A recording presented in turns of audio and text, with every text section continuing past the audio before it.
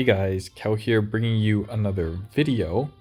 This one is going to be Town Hall 13, finishing the push to Titan this episode. But also I want to kind of go over the Cookie Rumble resource and how you can farm it as a sneaky goblin player while not having to really affect your game plan too much. Oh, you saw that I'm throwing and only took 100. Was not doing too much of that. Don't judge me. We already got the gauntlet and we only use sneaky goblins to get there, and I want to kind of show how our methodology of how we push trophies also helps us gain this resource as well. So right off the bat, here's the composition. We do have our 13 wall breakers, the rest sneaky goblins, and we have our three jump spells and the rest invisibility. So similar to how we do a bunch of 1-star attacks to get ourselves to I really didn't need to do that one, actually. I could just use a jump spell there. Similar to how we do a bunch of 1-star attacks instead of 2 3-star attacks, and making it so that because we're spending so little per attack, the multiple 1-star attacks will eventually add up to a point that will exceed the amount needed to just the amount of trophies gained. So this 1-star is going to be more than a 3-star after 3 attacks. So similarly, there are 3 buildings here. So each of these buildings can be seen as a star when it comes to the elixir gained. So here we see that there is 2 here, and we can just drop our heroes here. This can work with any level heroes. Of course, the higher level your hero, the easier it will be to gain said loot. But if you only have like a queen, that means you just need to take 1 of these. And just like that, we got sweet elixir 500 for 1 attack. And just through pushing normally, we're going to be able to gain enough loot just by sniping off one of these after every single one of our attacks. Yes, we do need... Yes, we do need to have a hero available, but with the change to the hero potion, hopefully you have at least a queen or a royal champion available, or a warden in combination with any other hero to kind of help them push through. So here we have another base that's relatively easy, and just like this we have one right on the outside. So we're just going to quickly snipe this one out just like this. I'm going to use a jump here to get into this town hall right here. Should be good. Nice. And we're just going to snipe it out and keep on rolling. Just going to keep on getting 1-stars, as I said before, until we get there. And in case I didn't really explain it well enough, because I was trying to explain 2 things at the same time, if you look at the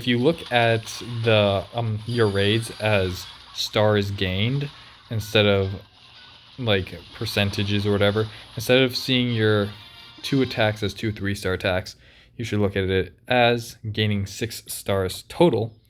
So by that logic, we should be able to do 6 1-star attacks and get the same amount of trophies and anything above those 6 attacks, anything above 6 stars, will be plussing, just a net positive.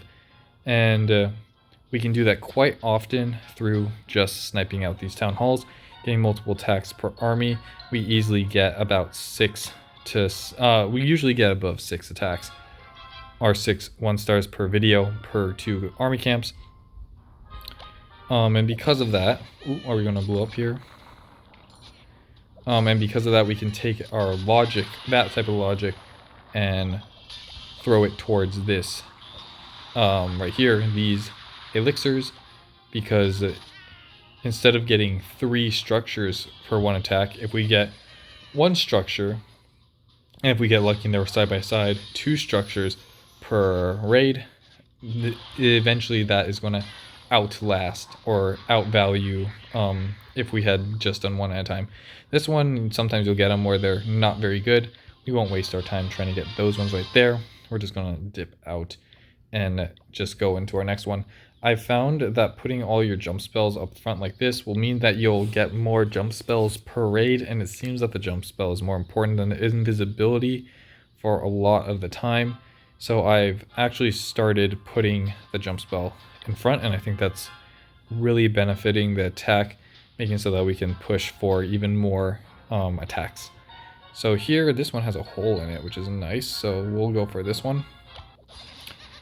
Hole allows us to get one wall break right here to get into this compartment. We're going to have to do a little bit of funneling here. We have max resources, so don't funnel more than you need to. Every sneaky goblin used is a potential sneaky goblin more that we can use later. Of course, that makes sense. Every sneaky goblin you don't use now you can use later, but specifically with sneaky goblins, you can do some really crazy raids with very little sneaky goblins. So if you waste like 10 2 times, that's 20, and 20 can sometimes see. I just wasted a bunch there. What, 5? I wasted 5 there.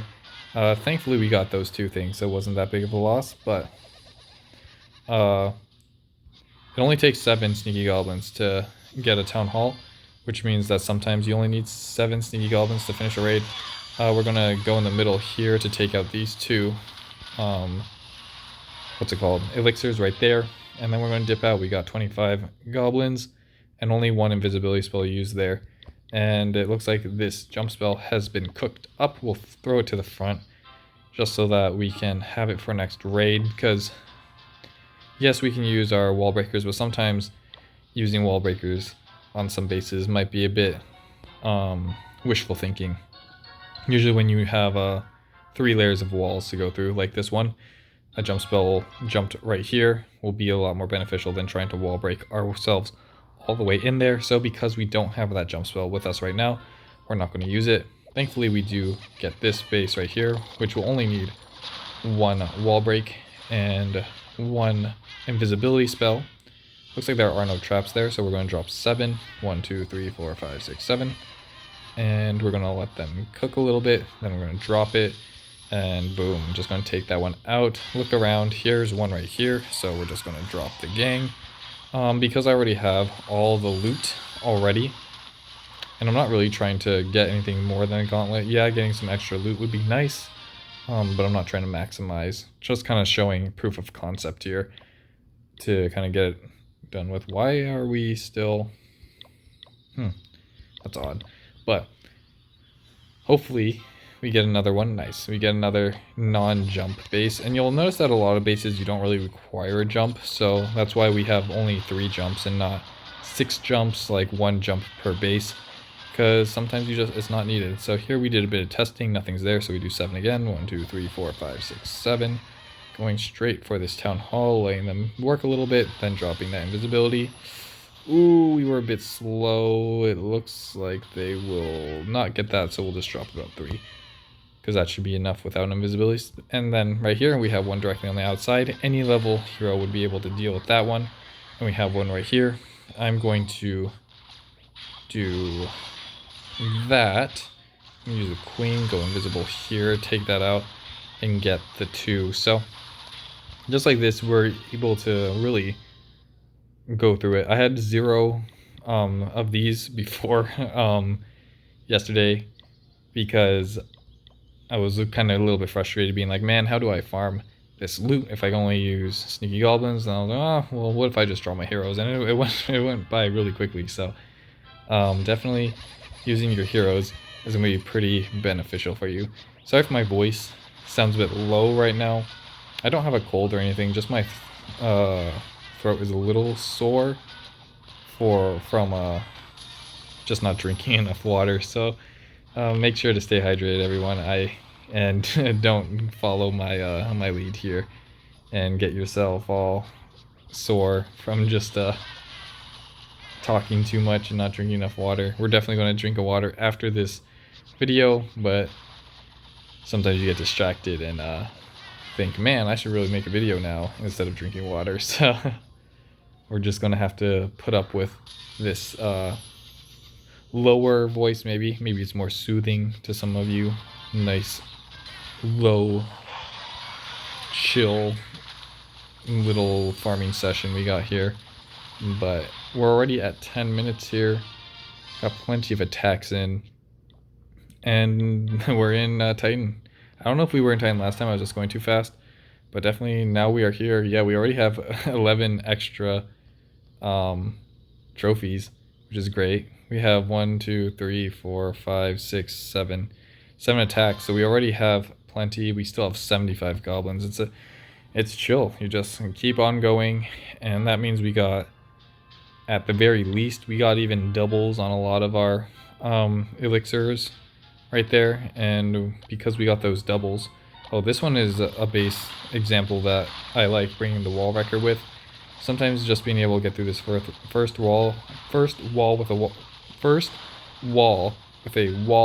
wrecker will make it so that it can tank for your oh, spring. You can tank for your wall breaker, making it so that you get an easy snipe right there. It looks like we have nothing. Oh, it's all in the core. This one's stinky, man. Stinky. But yeah, 9 goblins, 1 invisibility, and that's why I'm saying, like, be really careful when you use your goblins. Try not to waste too many, because 9 sometimes is all you need to get a lot of loot here. So here we have another great wall wrecker one if you really want to, like, be safe. But where the wall wrecker really shines is when your wall breaker levels are a bit too low, because the more at Town Hall 11, when you're trying to push up and you hit these really big walls, it can be really hard sometimes to get through them when your wall breakers like die too early. They need to get that full connection. Oh, I forgot to snipe out that cannon, but sometimes when they don't get that full connection, you'll need to use an extra wall breaker, and that, like, you don't really want to be using extra of anything. Using 2 wall breakers instead of 1 means that you're essentially doubling the amount of wall breakers you need per raid, and that's never fun. It also means that you are forcing yourself to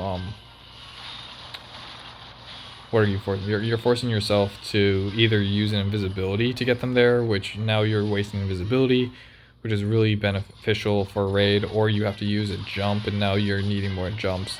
So especially at Town Hall 11, can be quite annoying to break through some walls with the wall breakers you have, and that's where the wall wrecker can really help you. But unfortunately, you don't have wall wrecker now that I think about it at Town Hall 11. So Town Hall 11 can be a bit difficult.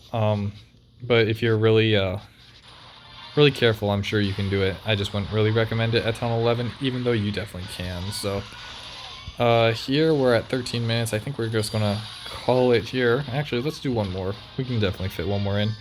Make a nice 15-minute video. Let me know in the comment section if you like 10 or 15. 15 feels good when it comes to these trophy pushing videos, just because of how many attacks you can get in, and it really shows you kind of the power of this kind of strategy, really getting a lot of bases done, and not a lot of time either. The builders are making it so I need extras there, but looks like we have no easy snipes here, so we're just going to dip right there, and we'll get one more in. And we already had such a big one, so we're going to throw the jump in front. And we already have like 2 jumps cooked up because it's 10 minutes. Each jump spell is like 3 minutes, I believe. So you can get a lot of extra attacks in just by the time it takes you to do certain attacks, the cook time going down. And we're finally in the the area where we just get a lot of good bases now, because everyone is defending their bases against 3 stars. So they don't really care too much about their loot. They're playing the Town Hall on the outside. This is kind of the golden area that we really like to farm at. And because this event isn't as crazy as the Halloween event, we're not getting a ton of clouds here. We're able to actually just keep on farming without it being too crazy. If you notice, I do have the Rage on the Warden. I do really think the Rage is one of the best Warden things going forward. Definitely every attack can vary, but I think Warden Rage is always going to be a safe option to upgrade. We have 15 goblins, we can definitely do another one, but we're already past 15 minutes, so we're just going to stop it there at 1, 2, 3, 4, 5, 6, 7, 8, 9, 10, 11, 12. So 12 attacks, 15 minutes. A lot of trophies gained, a lot of this elixir gained. We get 1, 2. So yeah, 2 of these done. Plenty of time to still implement this type of strategy, and I hope you did enjoy the video. I'll tell you, or you already know how many trophies we gained because I say it in the title, but we'll definitely calculate that in post and put it up there for you. So hopefully you all did enjoy the video, and I'll catch you on the next one. Peace.